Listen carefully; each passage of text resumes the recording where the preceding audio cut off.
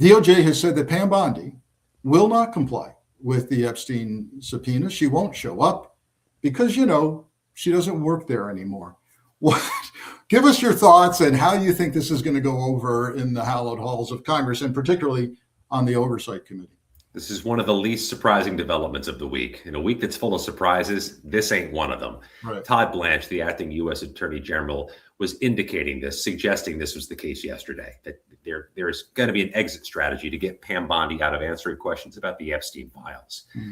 Democrats in the committee are going to say no, that the subpoena, which was passed by both parties, was not for the U.S. Attorney General. It was for Pam Bondi. They want to ask questions about what was done with the files in the first 14 months of the Trump administration, and she's the only one situated to answer some of those questions. So they're going to push for it. I'm not sure Republicans are thrilled by this on the committee either. They're giving equivocating statements, not denouncing it or celebrating her absence.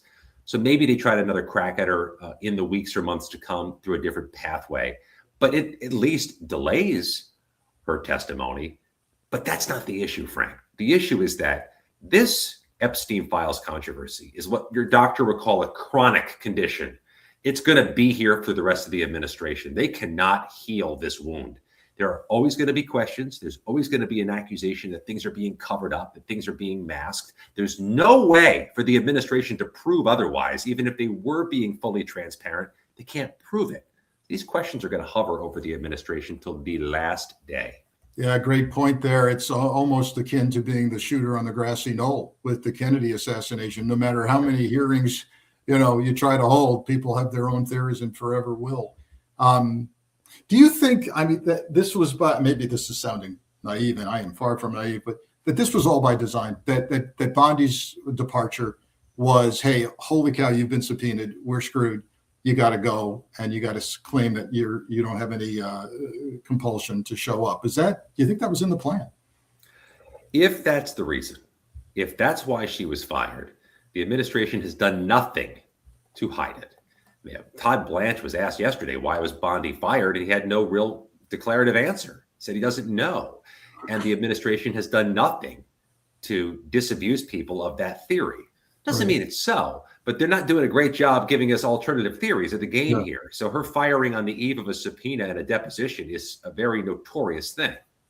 Do you have any insights into this mystery private sector job that was announced that with this is amazing, with her termination, with her departure, Trump says, big private sector job, much needed, brand new. What are they talking about? Any idea? I'll admit I don't have visibility on that, but I do have a thought on the general practice of somebody moving private sector. You move private sector from government service because of a dire emergency in your personal life where you need to work more reasonable hours or, make some money, or you're being moved out. They even gave Kristi Noem, a fig leaf saying she was going to be a special envoy when she was the Shield of the Americas. Sure. Which is actually a really cool title, by the way. Notwithstanding that, that's a soft landing. They didn't give Pam Bondi a soft landing. The private sector is not a soft landing. Right, but it could be a ton of money that might keep her quiet, might help keep her quiet.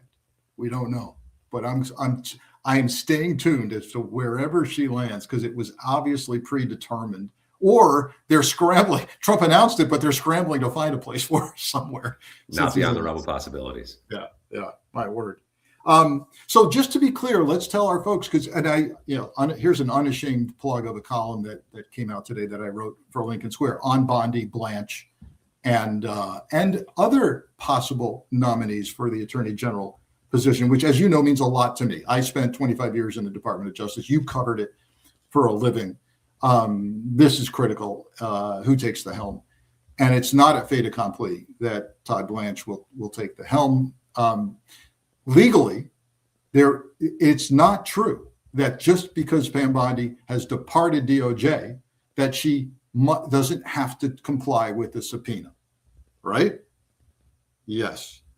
So we've got that. We've got Blanche in charge, personal attorney to the president. Are you hearing anything inside the Beltway about who's next? Is it really Blanche? Is it Ken Paxton? Is it Lee Zeldin? Any ideas? Oh, I've got a good answer to that question, Frank, and I'm going to give it to you after you give me a little analysis. Why do you think this subpoena is for Bondi, not General? Give me some view from as a federal investigator. Why do you think that this subpoena should hold up for her? Well, so first, yeah, it's her personal knowledge of what she did when she was in charge.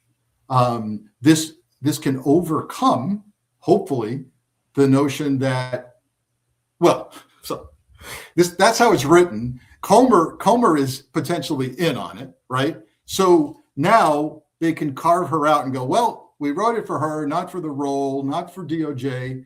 And we didn't really mean to have anybody at DOJ. We meant to have her. Yeah. Yeah, of course. Yeah, of course. That makes sense to me. And I think that's the argument we're going to hear from Democrats. It's just going to be important whether Republicans who have the majority on that committee join it. Now, about your question as to who's the next attorney general, I don't think that Trump's keen on quickly getting somebody confirmed. His first term, he loved having acting cabinet members. It allowed him to employ more leverage over his staff and his cabinet members when they were in an acting role. And certainly, though this Department of Justice has been in the pocket of the president in so many ways, championing him, trying to prosecute his enemies, it's not a guarantee it stays that way. So having an acting attorney general could give the president leverage to continue having the Department of Justice serve his interests versus the American people's interests first. The independent Department of Justice that was here for so many generations appears to have disappeared over the last 15 months. An acting U.S. attorney general can keep it that way